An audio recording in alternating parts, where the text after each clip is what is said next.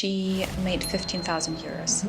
She didn't have an offer then. Since she started, she made over 120,000 euros. All she did, how to get your first clients without even having an offer, how to name and price your offer, how to get people to buy your offer. But it needs to be different. Maybe I should add this because people tend to buy this More from my value, competitor. more value. Yeah, it's like an overflow of everything and you lose focus. And that's a very masculine way of doing things. And so we women, we don't chase, we attract. And the attract method would be focus on these like 3 parts. Number 1, Positioning myself right with a pricing that will work. 90% of the time, the price is not the issue. It's that they don't see the value. You should always start. Ooh.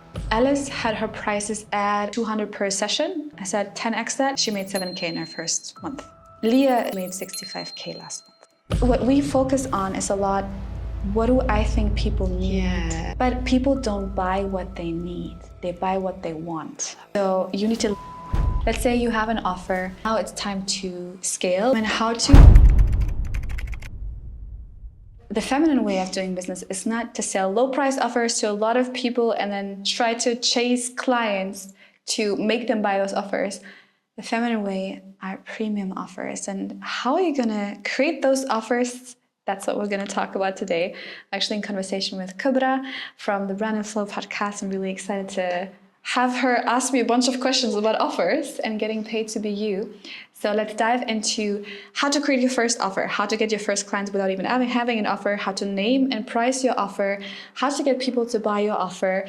We talk about everything under the sun. So if you want to get to your 10K months consistently, if you want to start having that business that gives you the freedom number you're looking for, I always say the freedom number is the number you need to make every month to make decisions based on what you want, not based on money, then this episode is a great way to start for you. So let's get into how Leah made 65K last month, how Hannah made 100K since September, how Alice went from $200 courses to 7K a month, and so much more. Excited to dive into it.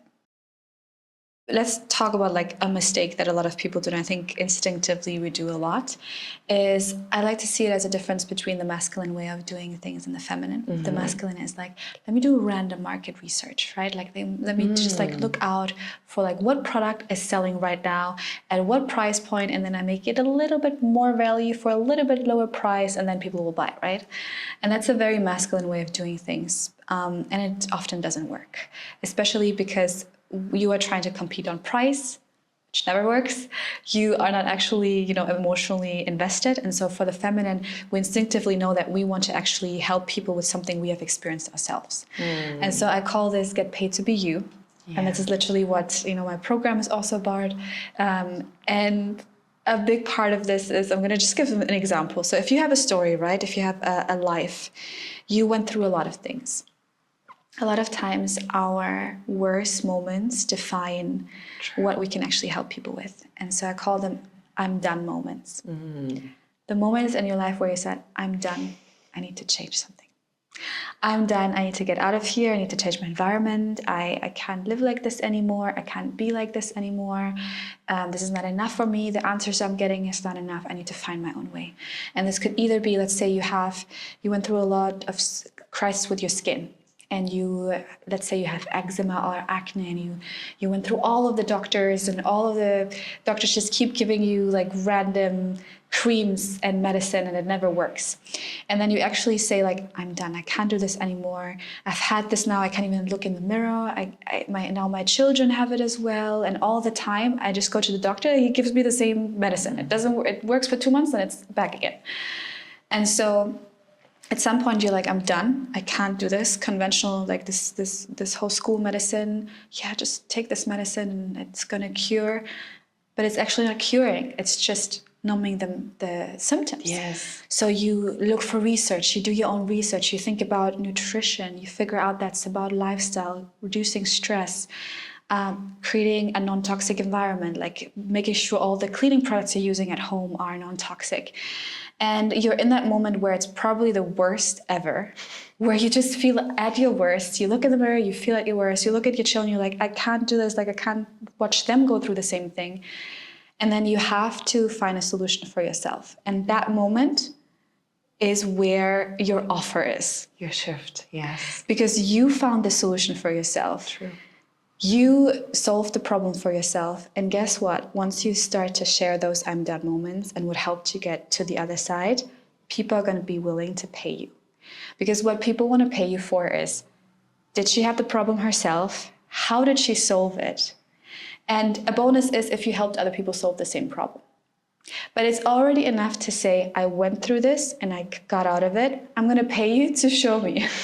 Like, I'll throw all the money in the world. If you went through the same exact thing, I'm going to want to work with you. I'm going to want to learn from you.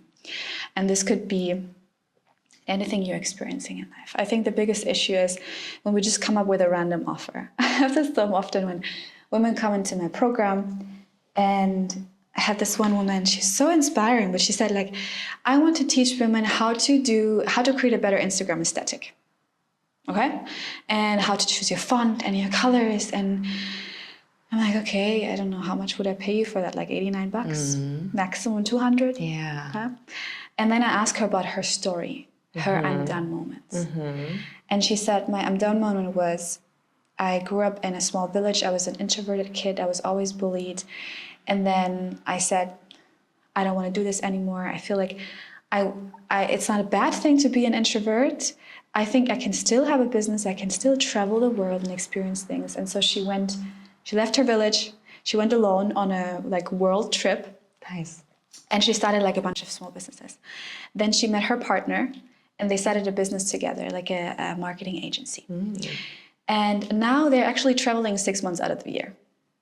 And it all came from the moment of saying, I'm done people telling me that being shy or being an introvert is going to ruin my career.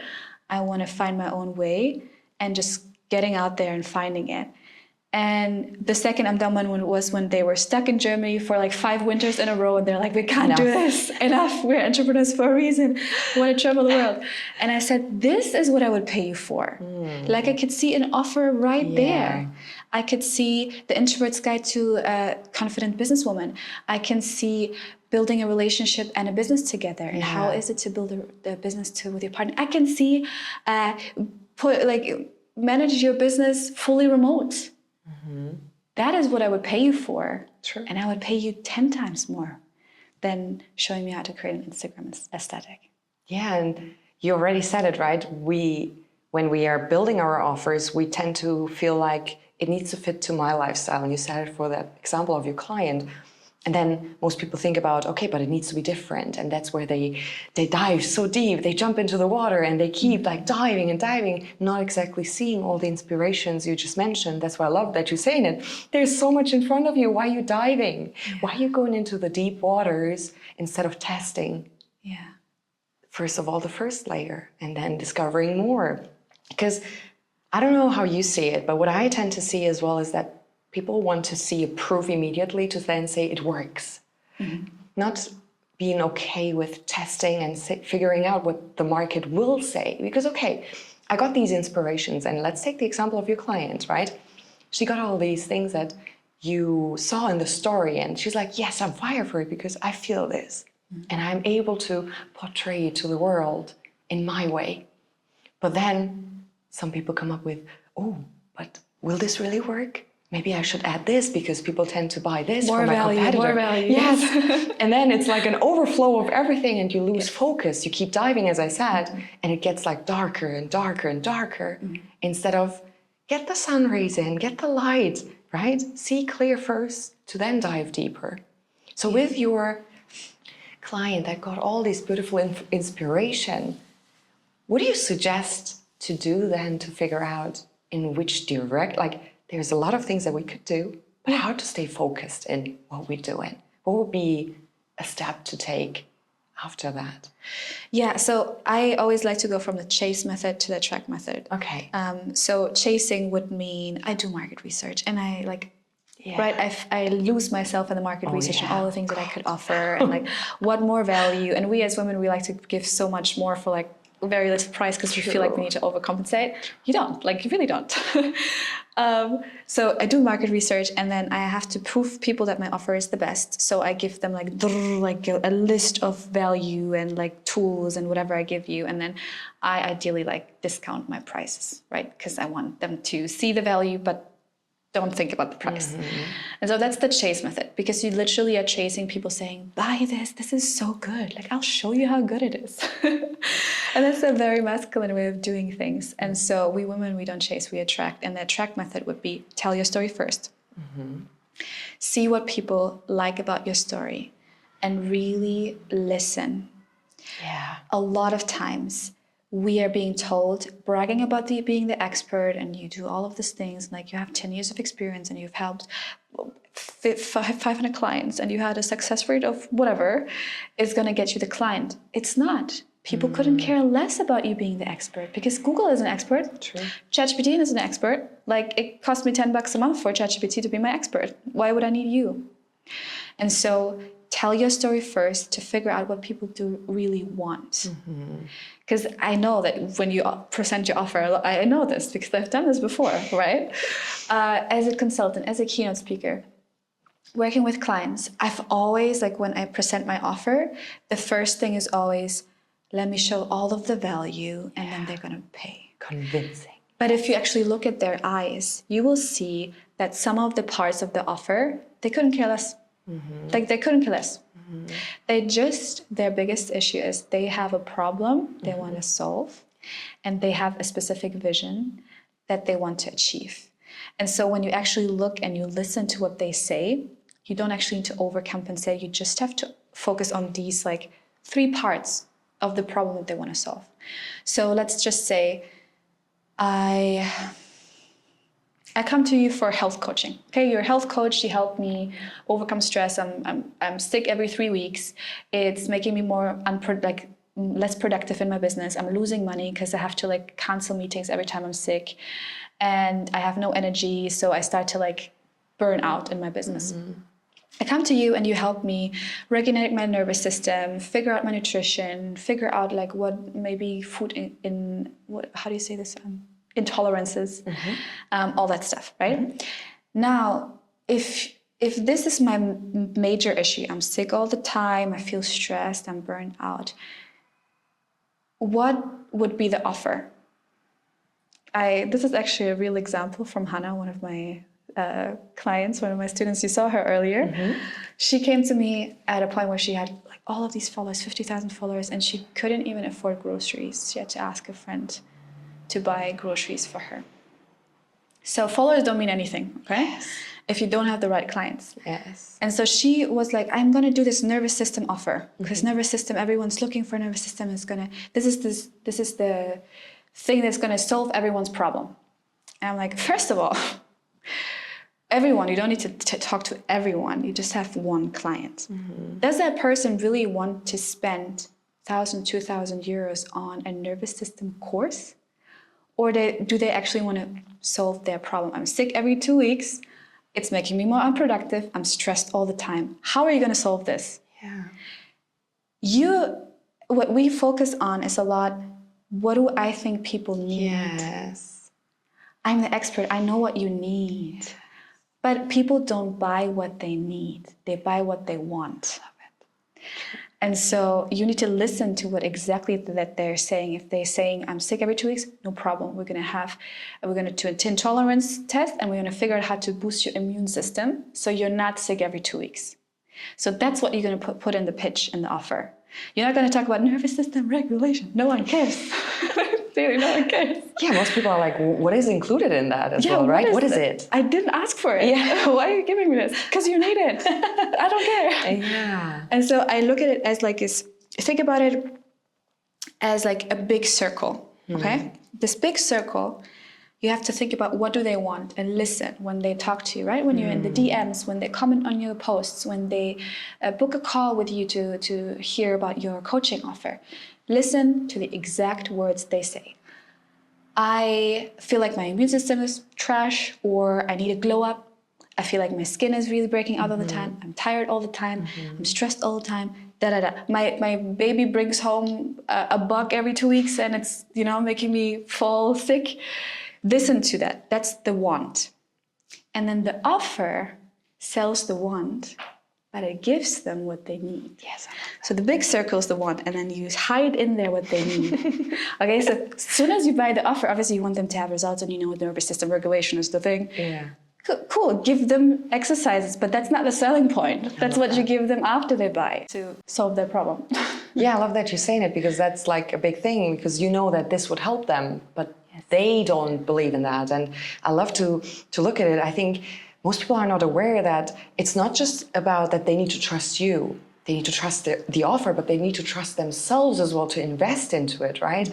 They need to be aware that, yeah, I can achieve it with that offer and that person and with myself as well. Yeah. And I think we always, when we are coaches and we build our offers, we're like, they need to trust me. Yeah, no, it's not you focused. It's not you centered.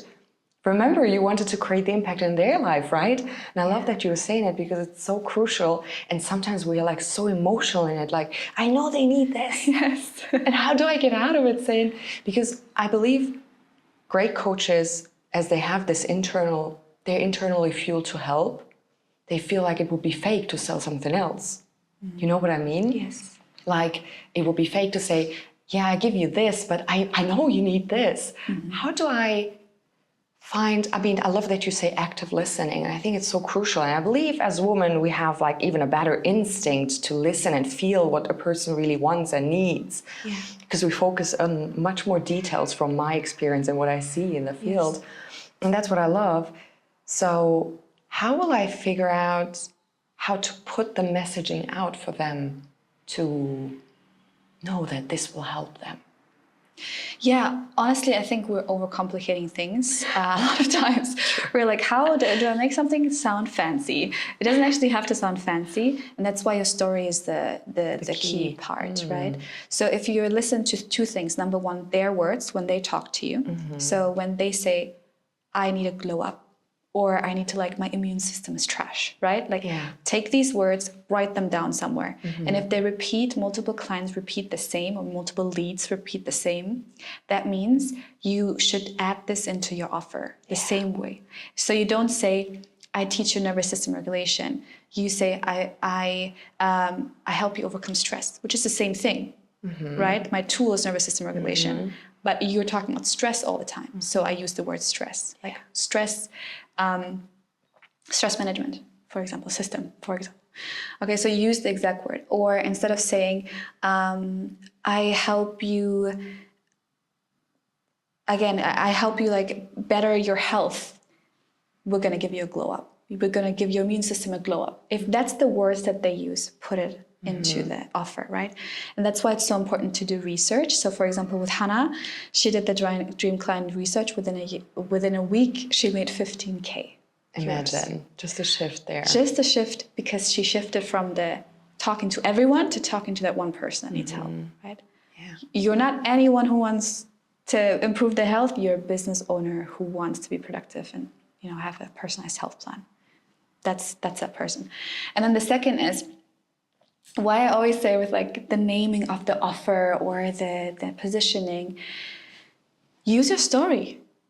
What in your story is the thing that attracts them to you? Yeah. So for example, my program is called the Garden Mentoring, because my biggest shift, my I'm done moment, right? This like moment where everything changed. My mentor asked me, how do you catch butterflies? And the answer is not you run around with a net, because you don't catch butterflies. You build a garden and you let them come to you. And that garden is your personal brand. And when I heard my clients repeat this story, like the garden, the butterfly, it's so impactful. Like, I never thought about it this way. I need the garden. I need to attract my butterflies. I thought, instead of just like calling it a brand building academy, brand academy. By the way, that was the words before I used brand academy. You know, like something fancy. You ask ChatGPT for your name suggestions, a name generator. You use your story. And so when people come through your story, which is the actual funnel, you tell your story, they come to you, attract method, then you share your offer. When that is aligned, they come through the story that they love, which is the garden. In Hannah's case, it's that she said, I was a doctor and I figured out I can't make people healthy. Everyone is their own doctor. Wow. You have to make your own health, yourself healthy. That's the story that attracted people to her. Then they said, I want to learn from you. I want a health glow up. I want to be more productive. Then the offer is something like Dr. Me, or like something like, you know, I'm my own doctor. Or it could even be the words that they use, like health glow up, right?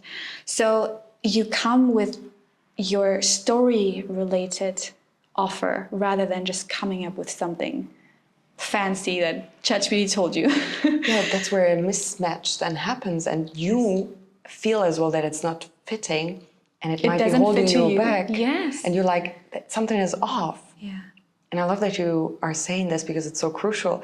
While you're searching for something that you think should be there, it's already there. It's already there. It's in your story. You just Yeah. need to see and really look at people. And I think that's the only market research you need to do. Yeah. Listen. Yes. Tell your story and then listen to what part of your story resonates most with people. I love that you're saying it. I was at a point when I started, I was searching online for everything, all the information, and in this masculine energy, right? Mm-hmm. And then I've realized the only feedback I need is to get it started and then to know what they will say. If I don't get it started, how will I know what they will say? I mean, I could check what they're saying on competitors or somebody else, but still, even if it's competitor, they are not comparable to the way I think about certain things because we're all different in the way we're approaching it. It might be a similar model or a similar way of guiding people through a certain framework. But at the end of the day, your impulses, your thoughts, your personality in that is what matters, right? And that's what people forget as well. They think they need to read more and, as you said, doing more market research or figure out what's the perfect name for it, even though you just have to get it started to then figure out how it works. And I would love to talk about not getting deep into what do I need to do to funnel people through, because this is something I believe everyone can read through that. But my curiosity would be more, now that I know the topic I want to portray in my offer, how do I understand more about, diving deep into, now we talked about how to communicate it, how to name it. That's like one of the big factors, right? But to get it started, what is your suggestion? I am totally new. Let's do 2 examples. I'm totally new and I want to get it started. And then I am in the market. I already sold things, but I'm feeling the market has shifted. It doesn't work anymore. How do I make sure that I am preparing myself with testing my offer to then go fully in and optimize it? Do you have like a certain roadmap for that? Okay, so there's 2 different things. So I'm gonna give the first. So let me just continue the example from Hannah, right? Mm-hmm. The week that she joined the garden, she made 15,000 euros. Mm-hmm. She didn't have an offer then. Like she didn't have a name. She still doesn't have a name, by the way. And that's like 5 months later. Imagine. And since she started, she made over 120,000 euros. Okay, she doesn't have a name for the offer. Okay, so you don't need that, by the way, to start. She didn't actually know what to offer. All she did was she got people from her story to reach out to her. That could be a DM, it could be an email, or it could be a call. Ideally a call, because on a call, I always recommend a call, whether you're selling coaching, consulting, speaking even, like I always get on a call, because then you can listen to them. Mm-hmm. And while you're on the call, you listen to the problems and you think about how can I solve the problems with an offer, right? And then you can literally pitch them an offer that does not exist on the call.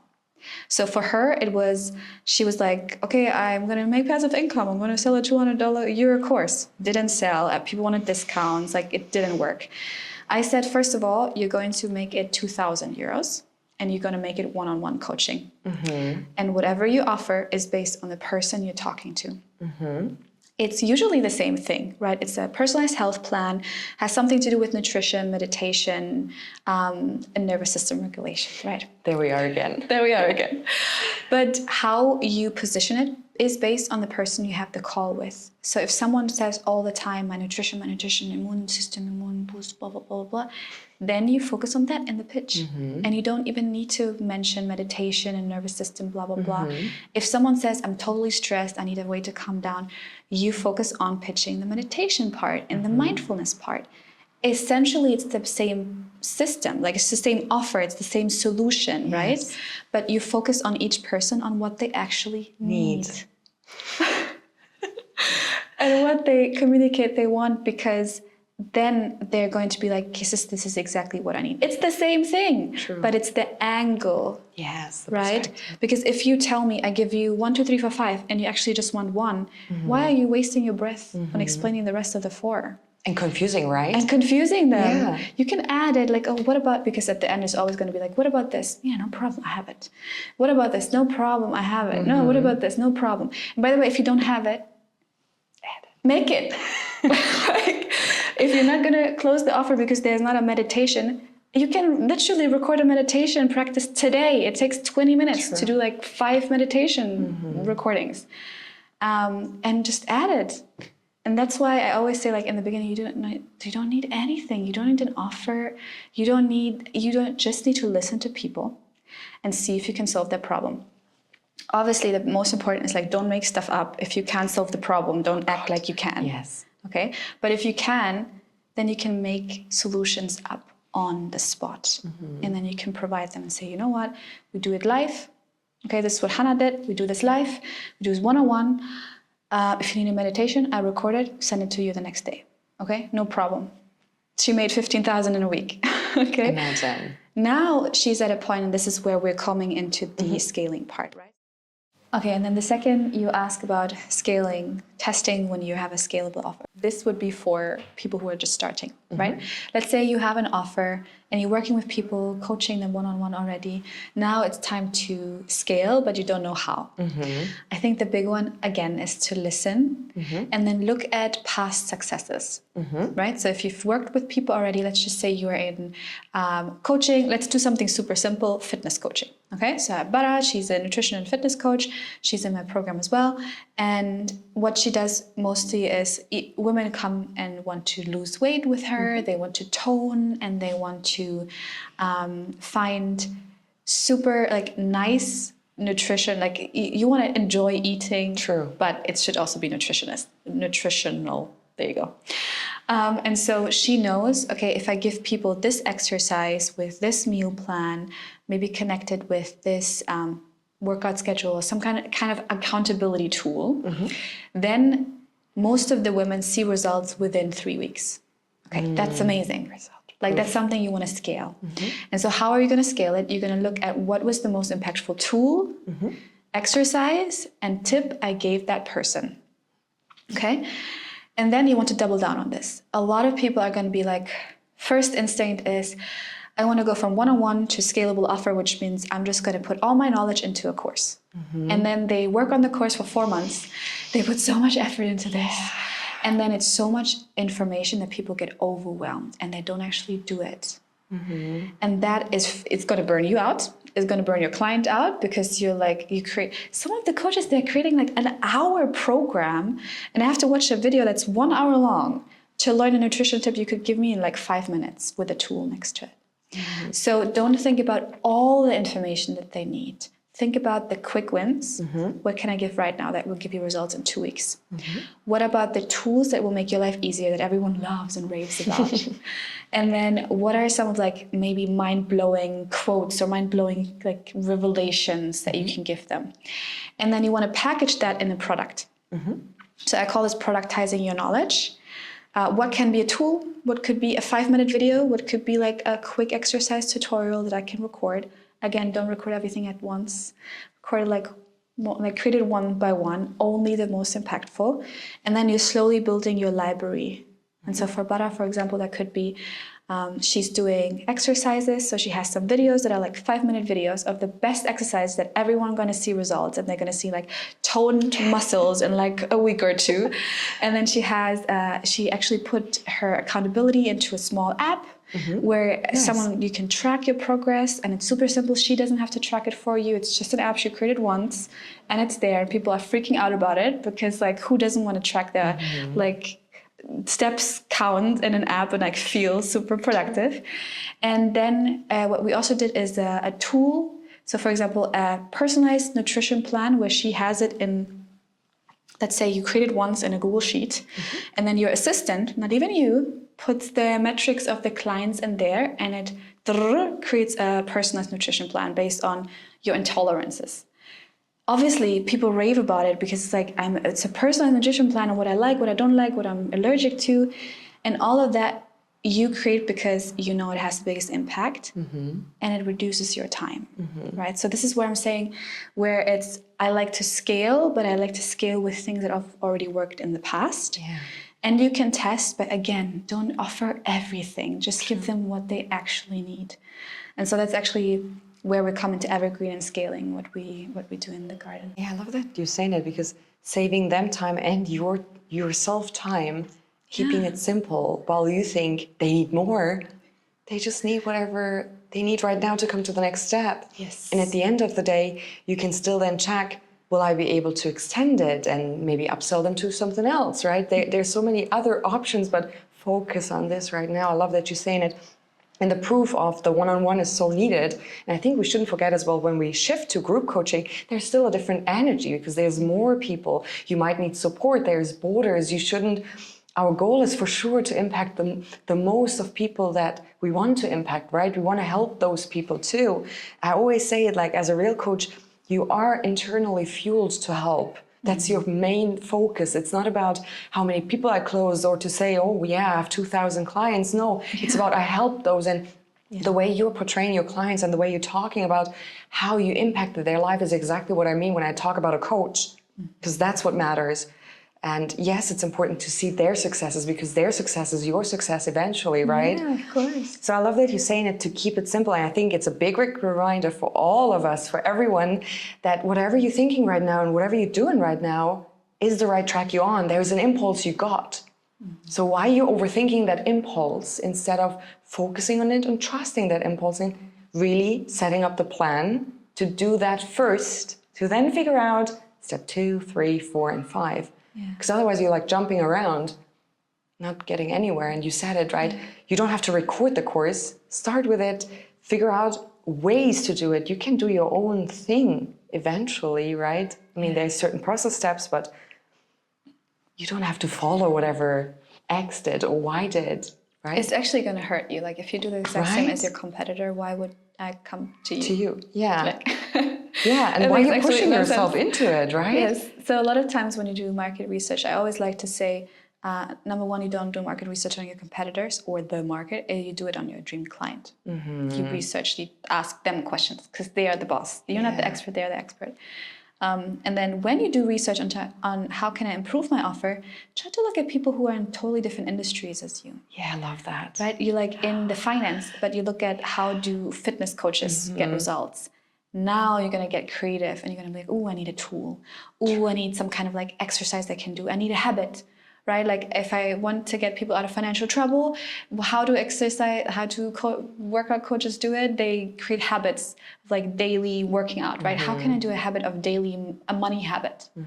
So that's when you then create a unique offer because you don't look at the exact same person who's doing the exact same thing, but you're looking at someone else in there. I love that because that's exactly like we say, Scheuklappen, like when the horses are not able to look left and right and you just like focus and you're not seeing it and too deep into it instead of really figuring out what is my way of doing this. And this is where people overthink, how do I differentiate myself? How do I stand out? This is exactly how you do. And I believe that you already get these inspirations, but you might be blocking them out because they're like, maybe it wouldn't work. Nobody else is doing this. Yes. And I think that's the beauty of the impulse, right? Nobody else is, so why are you not trying it? Yes. What do you have to lose eventually? What do you have to lose? So summing up what we talked about right now, you figure out what you want to offer through your stories. You already have it. I don't want to say you figure it out because it's already there. You just review it and look at it from a bird's perspective. When it comes to market research, you're focusing on whom you're serving, getting their feedback in instead of looking at your competitors. Because that's what most people do, right? They look at what are my competitors doing and then copying it. And you give that beautiful example of searching for inspiration in other industries and feeling as well as a person, what do I like? What do I find interesting in that type of industry? And what can I adopt? How can I adopt it to my industry? How can I differentiate in that? Yeah. But the other point that is really important, and that's what we talk about while we're checking our competitors is, will my offer sell and how much should I price it for? It's like a big question as well, right? And then there's different approaches on how to find out how to price my offer. Because eventually, yes, you want to help people, but it's not just a charity, right? You're building an empire, you're building a business, or however you want to call it, your beautiful palace that you want to build with people, or your garden with all the beautiful flowers you have with all your mentees, right? Yeah. How do I find out more about positioning myself right with a pricing that will work for my offer? Actually, it doesn't matter. Oh, Honestly, because what you need to figure out is what is the value that someone wants, and then you can put the price until you figure out like what's the limit someone would want to pay for it. Yeah. So you can kind of just try it. So I'm going to give you some examples. Okay, from women that just started without any offer to women who feel like they were already an expert and they're kind of like a really, strong. So Jennifer had an account of under 1,000 followers. She always thought like, I'm just going to sell like $80 PDFs, right? That's what you do. You do social media and then you sell a small price and you sell it to a lot of people. First of all, I said 10x that. Okay. So she offered a coaching session for 950 euros, sold immediately. wow. Second, Alice had her prices at around 200 per session. I said 10x that and make it a transformation, like actually 4 weeks. So 222, she made 7K in her first month. Hannah had 200 euro course that no one wanted. I said, price it 10x. I always say 10x because one of the things is we women instinctively undersell and undervalue. Okay, so you want to sell a course that you basically leave someone alone with this material. You never see them again. You don't see if they have actually created any progress, or it's like a one-time coaching session. I rather you 10x the commitment you give to the person plus the price. True. Now Hannah's prices, and she, by the way, she was fighting me on this. They always fight me on it. None of them thank me later. She was fighting me on this, but she did it. After 3 months, finally, she actually decided to give even more value. So instead of just offering 2,000 euros for a month, I said, what's the perfect timeline someone would see results? 3 months. Okay, how much can we price it? Let's do 8K. Now her offers are at 8,000. That means she gets to have 40K a month with how many clients? That's 5 clients. That's not a lot of clients for 40K a month. Yeah. Leah, she's a consultant. She 5x her prices. She made 65K last month. But are the same. For me, it's always how can you up the value? Yes. And then you can up the price so high you don't even know. But for the price in general, I always say a premium price offer with a premium result you're giving is always better than discounting for less, like for what? You don't have a connection with the person, you don't actually see their transformation. So I'm always looking more for, let's do at least 2K. Okay, that's for the start. Especially if you're coaching, if you do one-on-one, let's do at least 2K. And probably a good transformation is anywhere between 6 weeks and 3 months. You need to know in your industry, what's a timeline that people see results? True. So what's a timeline that 90% of people will see results? Usually it's 3 months, usually. Can be 3 to 6 months, but usually 3. And then basically what you want to do is you want to up, anytime you have an offer you sell. By the way, if you're converting more than 50% of leads, you have to up your prices because 50% is way too good to convert. You need to increase your prices. But let's say you have that transformation, you sell it for 2K. I want you to up it. 500 every time you speak to a new lead, maybe 1,000. Just see how people react. Yeah. Because people, 90% of the time, the price is not the issue. True. It's that they don't see the value. Yeah. Because if you tell me, I give you Hannah's example. If I'm a business owner and that was actually me, I'm sick every 3 weeks because my baby brings home a bug, okay, and my immune system is fresh, okay? I know I can't create content. I can't get on calls with clients. I can't actually do my keynote speaking, my consultancy. I have to actually cancel my entire business because I'm in bed with a fever for a week and it's making me lose money. Number one, how much is your health really worth for you? Endless. True. Number two, it's actually costing me money not to be healthy. So I'm happy to spend 8K on you figuring out my entire personalized health plan for the next 3 months. And I'll be, again, glowing up my health for the rest of the next 2 years. And I don't actually have to plod around being sick every 2 weeks. Like that's actually worth much more. And so there's not a specific formula I can give you if I don't know you to say this is how you should price your offer, but very likely you're underpricing yourself. And premium offers usually start around 2K and they can literally go up to 40, 50K. But I always like to start with the premium offer. So in the garden, we have a customer journey, right? Premium offer is anywhere between 2 to 10K, usually, sometimes up to 15. And then we have a mastermind, which is 15, 20 above. And then you have the downsells, which is like, instead of the 3 months, maybe you start with me for a month and it's 1K instead of 2.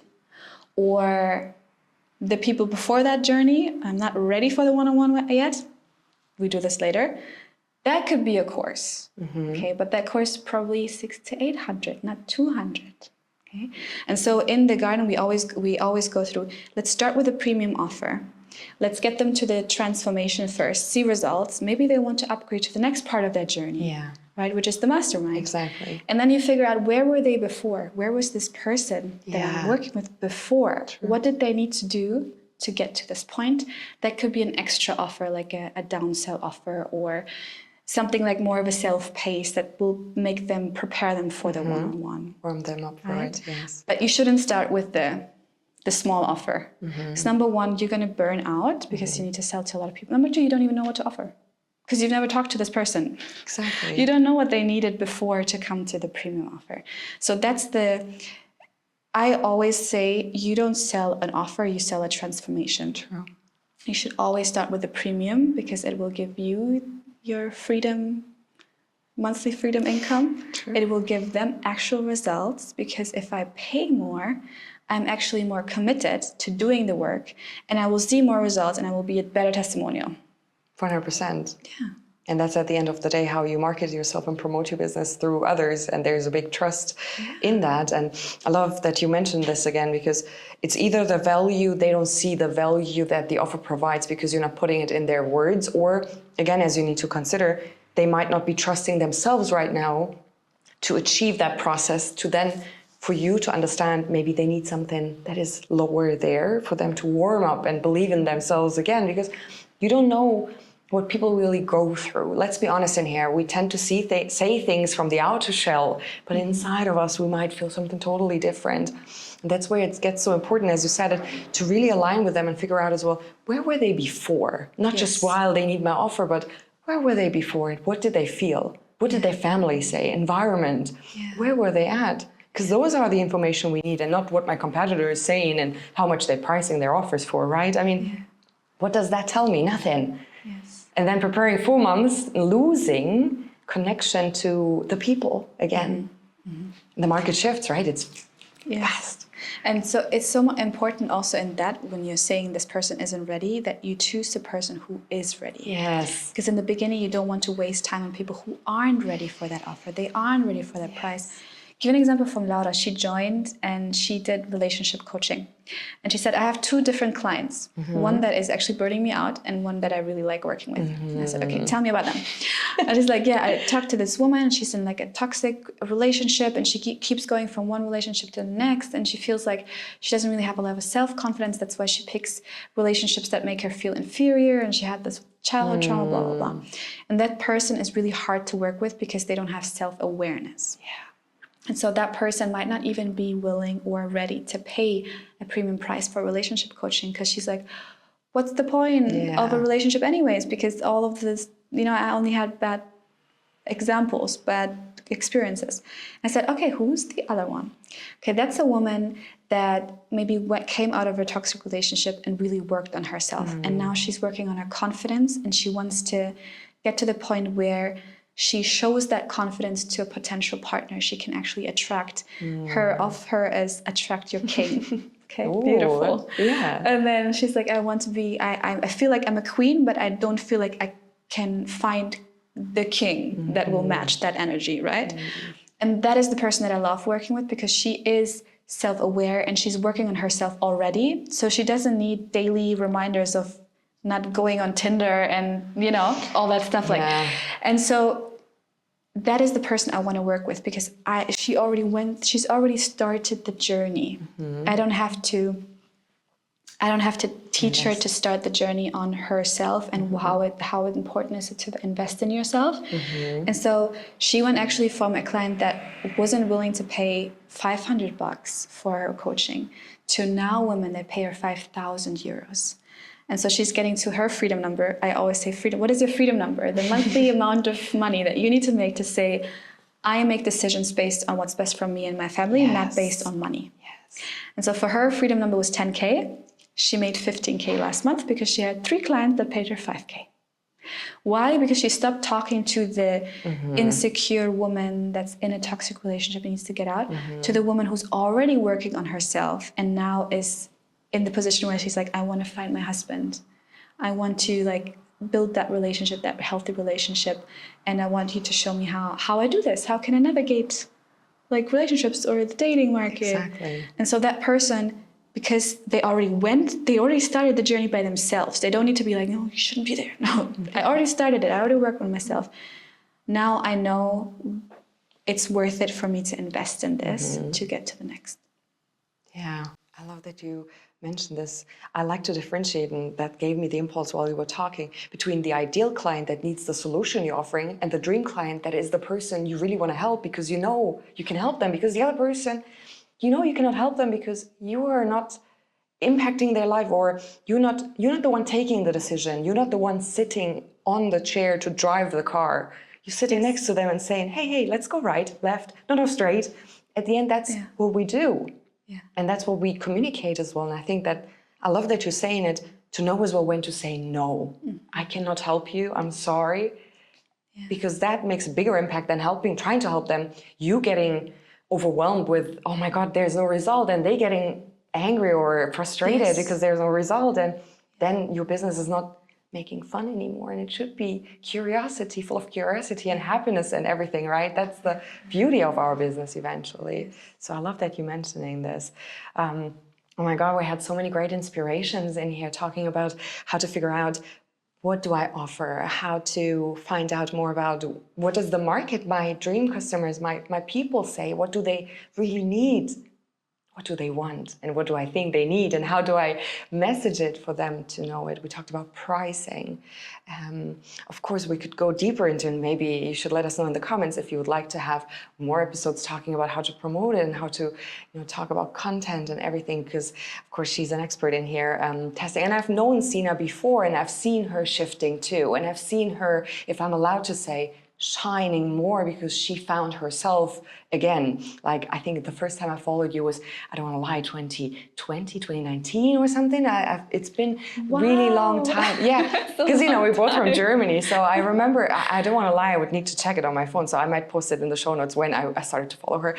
But it was a long time. Wow, and I've seen you shift. Yeah. But I liked you before. It's a long shift. Yeah, I've seen you on Sina's story back then. I don't know, but it was a long time ago. And I was back then really young, and I didn't know our paths would cross. And I mean, that's just a random information right now, but I just want to tell you, if you are seeing somebody and you are connecting with them on an emotional basis, and you are like imagining, oh, it would be nice to have a conversation, you can have conversations like this. It happens. So of course, just reach out. No, I mean, generally, if you vibing with a person, I believe there's a reason why you're vibing with that person. There's a reason why people get into your path. And what is one thing that, I mean, you gave us a lot of examples of your clients, but what do you think is something you see that fundamentally impacts people in the way they're approaching their offers, having a successful business? It's a big question now, I know, but I'm curious about, what was the first impulse you get? Like, what do you see all of your clients have in common when it comes to this? Is there something you see that blocks them from owning that successful business and building their offers and getting creative and inspired? Yeah. So I think a lot of it is the promise of a passive income. Okay. It's always like, how do I make passive income? How do I make passive income? And then the first instinct is like, let me do a course and then go viral so I can promote this 200 euro course. Mostly 200 euros. I don't know what that thing is, but everyone's like selling it at 200 euros. $dollars. Let me sell this course, and then I do some trends and go viral, and I get a lot of leads and they buy the course. I'm just going to do the math for you here, okay? if you have a freedom number of 10K a month, okay, this is usually the number where everyone's like, yeah, I would love to get to 10K consistently. If you have a $200 course, Calculate it. that's 50 clients a month. The average conversion rate is anywhere between 1% and 3%. Even if you have 5% conversion rate, that means over 1,000 leads a month. I know. Crazy. Do you have 1,000 DMs in your Instagram? Do you have 1,000 emails that come to you every month? Do you have 1,000 calls? I don't know anyone who does that, like who has 1,000 leads and is selling a €200 course and then is getting to 10K. It just doesn't work, especially in the beginning, and you get burned out. And so it's always this promise of passive income. But I always ask, passive, do you have active income yet? Because if you don't have active income yet, you don't even know how to make passive income, because you don't know, number one, you're struggling, you're burned out yourself. Survival mode, yeah. Survival mode. You have no idea about your clients because you don't have clients that you can sell anything passively to that they would buy right away. And you're struggling yourself. And this is where 90% of women give up on their business because they're like, oh, this is not for me. It is. You're just following the masculine way. Don't. So I always say, let's scale your active income first, and then we phase you out. Then we go into scaling, into evergreen, into making it passive. Because once you have that active income, you've worked with people already, you know where they were before. True. So what is the actual course that you would need to sell for it to sell like hotcakes? Because at some point, I needed to work with 50 clients to know this is the exact title of my course that will sell, without me needing to be there, without me needing to sell anything, without me being like needing even to have a conversation. They just buy it from the website. But I wouldn't know this unless I talked to them, I worked with them, and I knew the ways to get them then to the next level, right? So this is, I think, the biggest. Passive income sounds super sexy, but you're going to burn out unless you have active income first, unless you have that like 10K, 20K a month where you then say, okay, now I'm going to find ways to like reduce my time and still like make the same amount of income. And so now I help women make 10K passively, but we needed to get them to 40K months first actively. Yeah. The one can't come before the other. Yeah. It's like levels. That's why the garden has levels, level 1, 2, 3. I think it's so important because when you tend to see people successful, you forget that everyone went through that path eventually. Yes, yeah. Nobody came out and was the master or the most experienced, and we talked about it. There's nothing most experienced. There's still a learning curve, and it doesn't stop, right? It still goes up. Yes. Even for people that have been in the industry for years. The market changes, the people change, the environment changes. Yeah. You just need to stay flexible and stay curious. I think that's what I heard from everything we talked about as well. That's the beauty of it. The great thing is if you constantly ask yourself, am I giving enough value? Yeah. You're in the right business because you actually care about people, and caring about giving people results is the success factor that's going to make you most of the money. 100%. I agree so much because people feel it. Yeah, and you actually care about how do I give them better results, and then when I reduce my one-on-one time, how can I get them the same results without me being there? And because you think that way, your offers get better. Yeah, you grow throughout. Yeah. Adopt. I love that. Yeah, it's been beautiful talking to you again, Sina. Thank you for all the inspiration you gave, for all the impulses, and I hope that you are ready now to start your offers. I hope that you feel that you're on the right path. You just have to get things going and start with it. Thank you so much for joining. Make sure that you subscribe to this YouTube channel and hit the notification bell, and I'll see you next time.